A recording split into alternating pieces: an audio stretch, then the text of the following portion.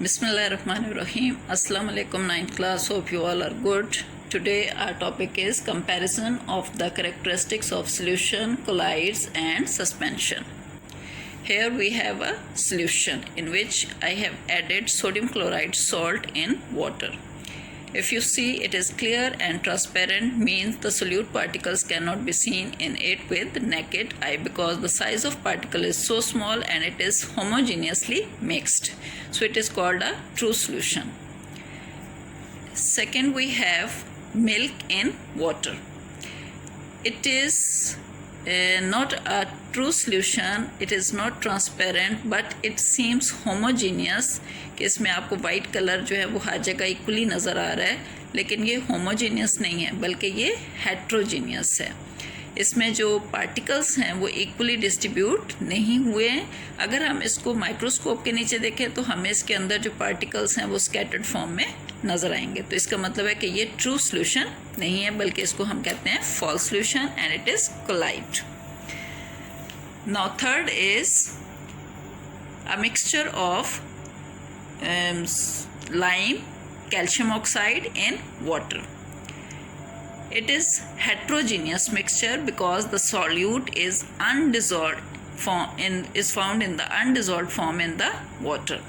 If we mix it, after some time the particles settle down and we can see the particles at the base of this solution. The size of the particle is large and we can see the solute particles with a naked eye. So this is the difference and it is called suspension. So we have three kinds of solutions: true solution, colloids and suspension. Now we will compare their properties. Number one is in solution the particle exists in their simplest form, for example molecules or ions, and their diameter is 10 raised to power minus 8 centimeter. कि solution के जो particles होते हैं ये simplest form में होते हैं, यानी सबसे छोटी हालत में होते हैं, यानी सिंगल होते हैं. या ये मॉलिक्यूल होगा तो अकेला मॉलिक्यूल या एटम की फॉर्म में होगा, और ये छोटा सबसे सादा तरीन हालत में होते हैं.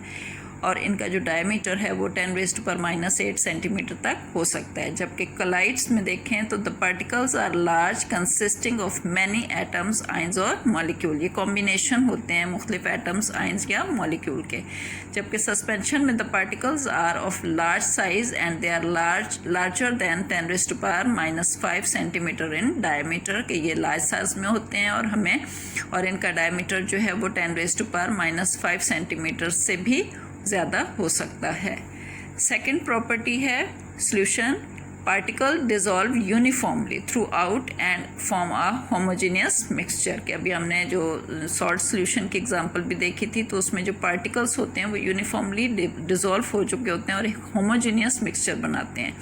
जबकि कोलाइड में particles colloids appear to be homogeneous but actually they are heterogeneous mixture.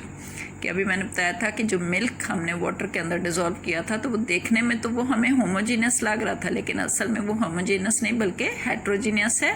Hence they are not true solution. Particle do not settle down for a long time and therefore colloids are quite stable. कि ये stable होते हैं, यानी इसमें particles जो हैं वो suspension की तरह सेटल डाउन नहीं होते या बॉटम में बैठ नहीं जाते हैं बल्कि वो स्टेबल रहते हैं. And in suspension particles remain undissolved and form a heterogeneous mixture. Particles settle down after some time. जिसमें हमने लाइम मिक्स किया था वाटर के अंदर तो उसमें हमने देखा था कि पार्टिकल्स जो हैं वो अनडिजॉल्व फॉर्म में थे. आप उसको मिक्स करें तो थोड़ी देर के बाद पार्टिकल्स फिर नीचे बैठ जाते हैं और सेटल डाउन हो जाते हैं. तो ये suspension. Third property solution particles are so small that they can't be seen with naked eye. कि सॉल्यूशन के अंदर जो सोडियम क्लोराइड के पार्टिकल्स थे वो हमें आँखों से नज़र नहीं आते, हम उन्हें आँख से देख नहीं सकते क्योंकि उनका साइज़ बहुत छोटा होता है. कोलाइड्स में particles are large but can't be seen with naked eye. Colloid में जो मिल्क सॉल्यूशन था उसमें भी आप देखें कि आपको पार्टिकल्स जो हैं वो अलग अलग नज़र नहीं आ रहे हैं, सिर्फ उसका कलर जो है वो हमें वाइट दिखाई दे रहा है, लेकिन हमें पार्टिकल्स अलग नज़र नहीं आ रहे हैं. In suspension the particles are big enough to be seen with naked eye. इसमें हम जो सोल्यूट था कैल्शियम ऑक्साइड उसको हम देख सकते हैं, उसके पार्टिकल्स को हम देख सकते हैं क्योंकि उनका साइज़ बड़ा था. Next property is in solution solute particles can pass easily through the filter paper. अगर हम इनको फिल्टर पेपर में से पास करें तो जो ट्रू सोल्यूशन है उसके पार्टिकल्स फिल्टर पेपर में से पास हो जाते हैं, क्योंकि इनका साइज फिल्टर पेपर के जो पोर्स होते हैं उनसे छोटा होता है. In colloids, although particles are big but they can pass through the filter paper. कि colloids के अंदर जो particles हैं इनका size true solution की निस्बत थोड़ा बड़ा होता है, लेकिन फिर भी filter paper के जो pores हैं उनसे छोटा होता है, इसलिए ये भी filter paper से गुजर जाते हैं. But in suspension solute particles cannot pass through filter paper. के solute इसके जो suspension के अंदर solute particles होते हैं उनका size बड़ा होने की वजह से वो filter paper के pores में से पास नहीं हो सकते, इस तरह वो filter paper के ऊपर ही रह जाते हैं. And the next property is in solution particles are so small that they cannot scatter the ray of light, thus do not show Tyndall effect. जो सॉल्यूशंस हैं अगर उनमें से हम लाइट को पास करें तो चूँकि ये ट्रांसपेरेंट होते हैं तो ये लाइट को स्कैटर नहीं करते हैं, ये टेंडल इफेक्ट नहीं शो करते, बल्कि लाइट इनमें से सीधी गुजर जाती है. जबकि कोलाइड्स जो हैं particles scatter the path of light rays thus emitting the beam of light exhibit the Tyndall effect. तो जो कोलाइड्स होते हैं ये उनकी स्पेसिफिक प्रॉपर्टी होती है कि ये टेंडल इफेक्ट प्रोड्यूस करते हैं. टेंडल इफेक्ट क्या है? Scattering of light in colloids. कि जब लाइट कोलाइड्स में से गुजर रही होती है तो ये चूँकि पार्टिकल्स स्कैटर्ड फॉर्म में होते हैं तो ये लाइट को रिफ्लेक्ट करते हैं, जिसकी वजह से लाइट जो है वो फैल जाती है.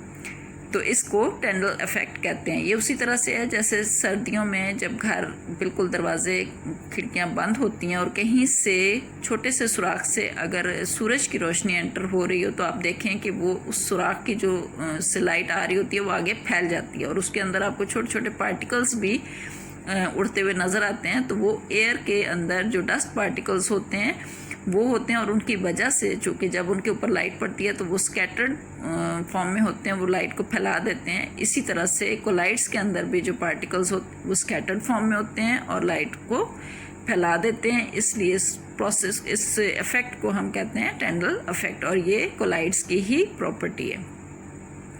In suspension, the particles are so big that light is blocked and difficult to pass. कि सस्पेंशन के पार्टिकल्स इतने बड़े होते हैं कि ये लाइट को अपने अंदर से पास ही नहीं होने देते हैं और लाइट को ब्लॉक कर देते हैं. इनमें एग्जांपल्स अगर हम देखें तो जो सॉल्यूशन के एग्जांपल्स में सॉल्ट सॉल्यूशन आ सकता है, उसमें शुगर सॉल्यूशन है, ये सॉल्यूशन के एग्जांपल्स हैं. कोलाइड में सोप सॉल्यूशन है, मिल्क है, टूथपेस्ट है, जेली है, एट्सेट्रा. और सस्पेंशन में मिल्क ऑफ मैग्नीशिया है या चॉक को डिज़ोल्व करें आप वाटर के अंदर, तो ये इसके एग्जांपल्स हैं. अब ये जो मिल्क ऑफ मैग्नीशिया है ये क्या होता है? ये आपने कभी देखा होगा जो स्टमक के अगर कोई गैस्ट्रिक का इशू हो तो डॉक्टर एक वाइट सी मेडिसिन देते हैं. उस मेडिसिन को अगर आप देखें तो उसके अंदर भी इसी तरह जो वाइट सोल्यूट है वो नीचे बैठ जाता है और ऊपर जो लिक्विड है वो अलग हो जाता है. उसको मिक्स करें तो फिर वो इकट्ठा मिक्स हो जाता है, लेकिन जब आप उसको छोड़ देंगे तो वो इसी तरह से नीचे पार्टिकल्स सोल्यूट पार्टिकल्स बैठ जाते हैं. तो उसको हम कहते हैं मिल्क ऑफ मैग्नीशिया. ये अल्कलाइन होता है और जो स्टमक की एसिडिटी है उसको दूर करने के लिए इस्तेमाल होता है. तो होप कि आपको ये जो पॉइंट्स हैं ये क्लियर हो गए होंगे. Thank you.